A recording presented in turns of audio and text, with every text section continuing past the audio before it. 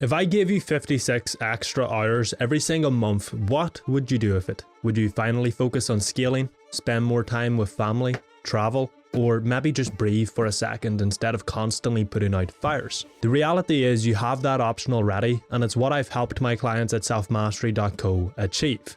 So in this video, I'm breaking down exactly how you can free up 56 plus hours a month so you can scale faster, work less, and finally build a business that doesn't demand every second of your time. So let's dive in. Now, fair warning, this is going to be a reality check, because the truth is your problem isn't that you don't have enough time or that you just have too much to do. Your problem is that you don't have enough leverage. And if you want to work less without sacrificing your business growth, you need more of it. So let me make this crystal clear. More time will not save you. More discipline will not save you. More effort will not save you if all of that discipline and time and effort is being funneled into low leverage work.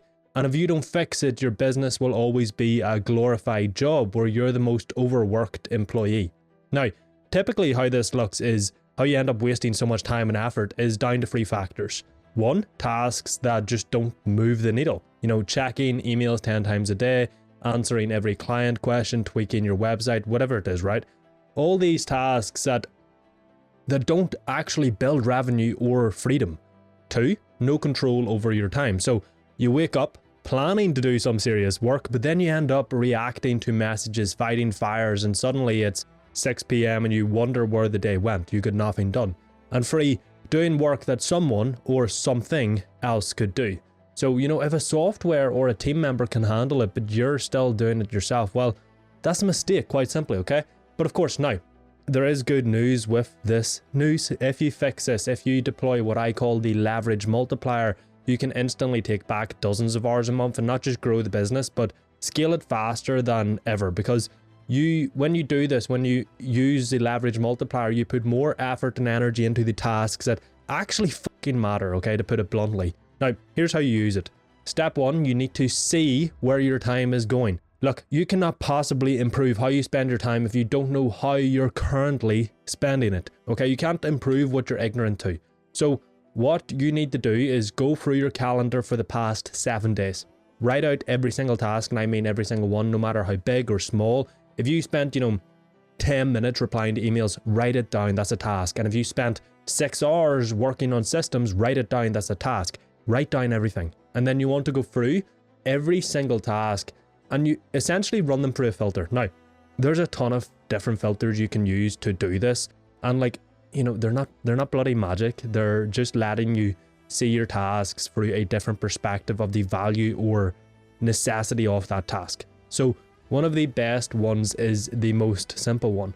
Go through every task and ask yourself, if I eliminated this task, would my business still grow and run smoothly? Now, if your answer is yes, then eliminate that task. Stop doing it. You quite simply don't need to do it. Once you do that, you want to go back through every task that is left and ask yourself, if I could find a way to automate this task, would my business still grow and run smoothly?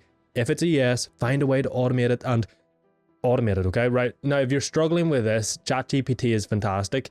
Give it a bit of context around the task and how it plays into your business and your business as a whole, and ask it for ways to automate that task. Then finally, go through every task that's left and ask yourself, if I delegated this task, would my business still grow and run smoothly? If yes, then delegate it to someone on your team. Now, to delegate smoothly and properly and effectively so things actually get done efficiently and to a high enough quality and correctly, there's one thing you need to do, which don't worry, we'll get into that later in the video. And of course, if you're a solopreneur, you can't really delegate anything unless you decide to work with freelancers or contractors, which is always a great idea because, a lot of people who are solopreneurs think that to be a solopreneur, you can't work with anybody else. And they think that because they see the likes of Justin Welsh, Dan Coe, whatever other solopreneurs, and this is not a slate on any of them. I highly respect all them guys, but they work with freelancers. They do work with contractors. The idea of a solopreneur is just that you don't have any full-time employees. You still work with freelancers. You still work with contractors to take off these low leverage tasks from your plate. So even if you're a solopreneur, don't be afraid to, go on Fiverr, go on Upwork and start working with freelancers and contractors. And if you've got a small team, maybe there's less that you can delegate. But either way, whatever tasks are then left that you can't eliminate, automate, or delegate are likely important tasks that are high leverage that you need to do. Now, of course, there might still be tasks that aren't high leverage left and you might have to do them, but at the same time, you might not, okay? That is why we want to use multiple filters. So for every single task that's left that you cannot automate, eliminate, or delegate, you then want to categorize them into one of three groups. $10 per hour work. This is the likes of admin, scheduling, emails, customer support. $100 per hour work. This can differ vastly business to business. You know, it might be sales, it might be content, networking, marketing, and in some businesses, sales or content or marketing might fall into the next group, which is $1,000 per hour work. This can also differ business to business, but it's typically the likes of building systems, hiring key people, client fulfillment, strategic thinking, and like I said, even sales or marketing. And basically by doing this, you're filtering all your tasks into what you need to do and then into importance. And that brings us to step 2. Now that you see where your time is going, it's time to cut the dead weight.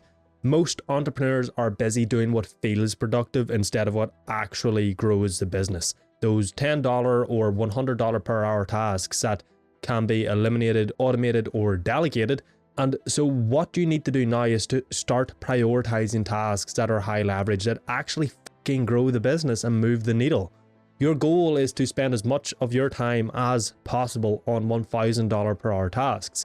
For you and your business, that might be client fulfillment, might be sales, might be content, might be systemizing, it might be fixing a bottleneck, whatever, okay? This is going to differ business to business depending on you, your team, what stage of business you're in, etc. But you should know what these tasks are if you run all your tasks through the filters in step 1 that we went over. And like, see, prioritizing, people make it really complicated. It's not. It's incredibly simple to prioritize. You just take what is most important and do it first. It's that simple, okay? Now, this can get into weekly structuring and weekly optimization, which I'm going to be making a full in-depth video on that next week or the week after, I can't mind, but I'll go over it briefly here in a minute. The main thing is that you take your $1,000 per hour tasks and you do them first in the day, okay? In blocks of deep work with no distractions, no emails, no phone, no nothing, just you and the damn work. Whether that is creating content or trying to fix a bottleneck or build out a new system, whatever it is, okay? Because these are the tasks that actually create progress. Therefore, they matter the most. Therefore, we want to make sure they get done. Therefore, we want to do them first. Now, in the video I'm making in a week or two on weekly structure, I'm actually going to show you a way to prioritize your priorities, which, you know, it sort of goes against the true definition of priority, which is one thing, but still, it'll help you decide which task to do first, which project to work on the most, and which problem do you solve first. But that's way beyond the scope of this video, so I'll not try crush it in here. Anyway, so of course, you might still have low leverage work to do, and that is completely fine. You are allowed to do low leverage work if you choose to. Just make sure you do it after your important work. So a good rule of thumb is that you do your high leverage important tasks in the morning and your low leverage tasks in the afternoon. If you start filtering your tasks like you did in step 1 and then prioritizing like you do in step 2, you will instantly free up hours every week. And it's so damn simple that, you know, you're likely watching this and not going to do it. Please do it, okay? You will literally free up hours every single week. And that's before we get to step 3, which is calendar optimization.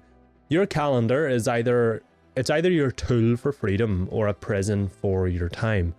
Most business owners' calendars are a reaction to other people's demands, be it, you know, employees or clients.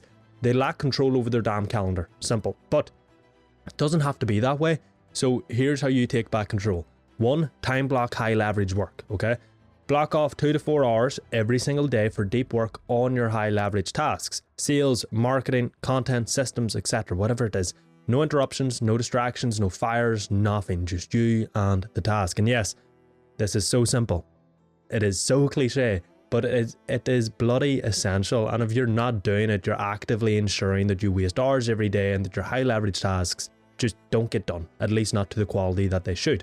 2, theme your days. So how you theme your days is going to be entirely dependent on you, your business, your tasks, your team. And this is something I'm going to cover in much more detail in that weekly structure video. But essentially what you want to do is have a theme for each day, a type of task or an area of the business that you work on in that day, or at least prioritize in that day. For example, let's say Monday is content creation, Tuesday is sales and marketing, Wednesday is meetings, Thursday is systems and delegation, Friday is strategic planning, okay? And like, this doesn't mean you can't work on other tasks in that day. Like if Monday is your content creation day, you can still, I don't know, take a client call that day as well. The main aim here is to have a day that prioritizes each important area of the business so that you can focus on it that day and get into a super deep flow state with minimal context switching. And of course, depending on your business, maybe you have a sales and marketing manager or whatever, and you don't actually really need to have a day for sales and marketing. This all will be context dependent to your business, but you're smart, you can figure it out. And that brings us to step 4. Okay, this is absolutely crucial and it's essential for so many different reasons, but one of them is delegating, like we talked about earlier. And look, if you have made it this far and actually done all those steps instead of just mindlessly watching the video, you're already ahead of 99% of entrepreneurs. But here is the truth. If you don't build systems, you're just going to end up right back where you started. Your business it's like an engine, and if you're still doing all the work and storing it all in your head, then you are the engine and you are the bottleneck. And it's a problem, okay? That's a problem. The fix here is, though, it's actually rather simple. You just need to build out your systems, your processes and SOPs for all the major functions in your business, and then give responsibility for a system, a process, or an SOP to someone on your team. Systems create consistency, replicability, and a clear path for improvement. Okay, you cannot improve something if it's not consistent or replicable, or a better word is probably an easier word, repeatable. Okay, because if the thing you're doing changes every single time, there's no way to improve it because every single time you do something different. Whereas if you do something a set way, it's repeatable and it's consistent, you can change one aspect of it, see how it impacts results, and actually create a path for improvement. And this is what systems allow you to do when they're done right. They also, since when building out your systems, you should be assigning numbers to track everything that can be tracked with a number. And also, since you have the exact processes and SOPs laid out, delegating becomes simple and it becomes accountable and it becomes easy, and you no longer have to worry about things not being done correctly or to a low standard. At least that is, that's relying on the employee or the freelancer actually being good, of course. And look, I made an entire video breaking down the exact step-by-step process to systemizing your business. It's a full-length, in-depth, deep dive, so I'll not do it any injustice and cram it into this video. What you can do is just click the video right there on screen and go and watch it right now.